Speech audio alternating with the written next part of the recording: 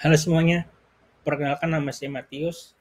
Pada saat ini saya akan mempresentasikan mengenai jaringan syarat tiruan untuk pengenalan pola huruf dengan menggunakan jaringan HEP. Nah, video ini saya buat dalam rangka untuk pengerjaan ujian akhir semester mata kuliah kecerdasan buatan. Kita mulai saja, kita masuk ke dalam pengantarnya terlebih dahulu.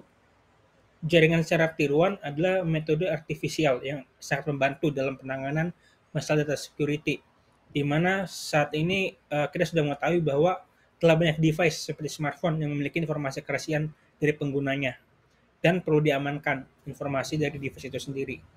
Maksudnya ada informasi dari pengguna device itu. Dan device sendiri kebanyakan sudah telah menerapkan pola-pola keamanan seperti menggunakan keamanan sidik jari, menggunakan keamanan face unlock, di mana penggunanya dapat mendaftarkan loh pola wajah mereka atau pola sidik jari mereka. Jadi jikalau ada orang, jadi device itu dapat membedakan jikalau yang megang itu adalah orang lain, otomatis device akan ke-lock. Jadi device itu akan ngecek pola pola dari pola sidik jari dan juga pola wajah dari si pengguna itu. Dan ini di pembuatannya juga menggunakan metode kecerdasan buatan, yaitu dengan menggunakan metode pengenalan pola, baik pola fingerprint ataupun pola wajah. Nah, masuk ke metodologi penelitiannya, sebuah metode artificial neural network atau biasa disebut sebagai neural networks sebenarnya ditujukan kepada kumpulan dari berbagai pendekatan dan algoritma matematik yang menggunakan konsep perhitungan yang secara paralel seperti yang terjadi pada otak manusia. Nah, tidak seperti mikroprosesor yang terdiri dari berjuta-juta transistor, otak manusia terbentuk dari sebuah jaringan yang kurang lebih terdiri dari 110 miliar sel otak atau neuron. Nah, setiap neuron berhubungan dengan kira-kira 100.000 neuron-neuron yang lainnya. Nah, neuron merupakan tulang punggung dari kerja otak. Nah, sel otak ini mempunyai 5 komponen penting, yaitu ada sinapsis, dendrit, soma, akson, dan pulsa. Dan pulsa elektrokimia sebagai sinyal pengantar pesan.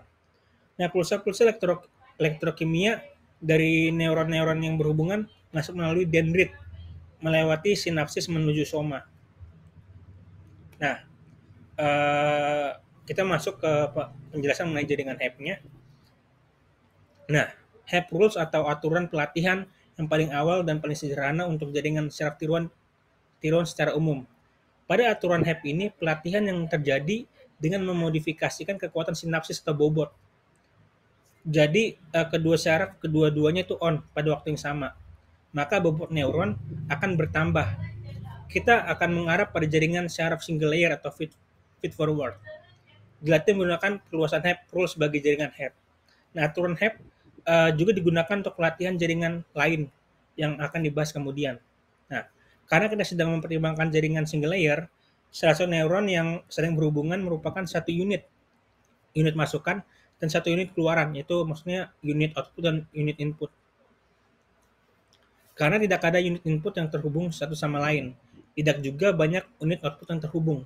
Nah, jika data ditunjukkan dalam bentuk bipolar, ini mudah untuk menyatakan pembaruan bobot yang diinginkan. Pembaruan bobot yang diinginkan contohnya adalah seperti ini. Itu W sama dengan W old plus XI dan Y. Nah, di sini juga dapat kita baca di sini, jika data biner, formula ini tidak dapat membedakan antara pasangan pelatihan, di mana unit input adalah on dan nilai target adalah off. Dan pasangan pelatihan yang mana antara unit input dan nilai target adalah off. Nah, kita masuk ke fungsi aktivasi. Nah, karakteristik yang harus dimiliki oleh fungsi aktivasi jaringan perambatan balik antara lain harus kontinu. Juga harus terdiferensialkan dan tidak menurun secara monotonis atau monotonically non-decreasing. Nah, lebih lanjut, untuk efisiensi komputasi, turunan fungsi tersebut mudah didapatkan dan nilai turunannya dapat dinyatakan dengan fungsi aktivasi itu sendiri. Nah, di sini ada hasil dan pembahasannya. Kita bahas. Oke. Pada penelitian ini, kita menggunakan dua pola huruf, yaitu pola huruf U dan S, dengan menggunakan inputan sebanyak 25 titik pada setiap pattern. Nah, pola tersebut dapat kita lihat di gambar ini. Next. Nah, selanjutnya diubah ke dalam representasi bipolar. X sama dengan 1 dan O sama dengan min 1. Dan dapat dilihat pada gambar di bawah ini loh. Di pola ini. Lalu, nah, ini ada pembahasan mengenai pembuatan pola bobot jaringan syaraf tiruan. Nah, tahap pertama adalah kita harus melakukan perhitungan pembauran bobot dari pola U dan S, sehingga membentuk pola jaringan representasikan ke dalam bentuk variabel input X1, X2, sampai X25. Contohnya seperti ini. Nah, dengan menggunakan perhitungan perubahan bobot, maka pola U itu X dikali target U sama dengan 1 dikali 1 sama dengan 1 dan seterusnya sampai 25 kali. Nah, pola S, X dikali target S sama dengan 1 dikali min 1 sama dengan min 1 dan seterusnya selama 2 kali, 25 kali juga. Nah, proses dilakukan sampai pada inputan yang ke-25 kali. Maka dapat didapatkan hasil sebagai berikut. Nah, ini. Maaf. Seperti ini. Namanya salah di sini. Lalu selanjutnya dilakukan perhitungan bobot dari jaringan. Bobot masing-masing variabel X pada pola S ditambah bobot pola U sehingga didapat hasil sebagai berikut yang ini. Teman-teman bisa lihat yang di sini. Lalu masuk kesimpulannya, jaringan syaraf tiruan menggunakan metode HEP ini terbukti mampu mengenali pola yang sudah terbentuk di dalam jaringan.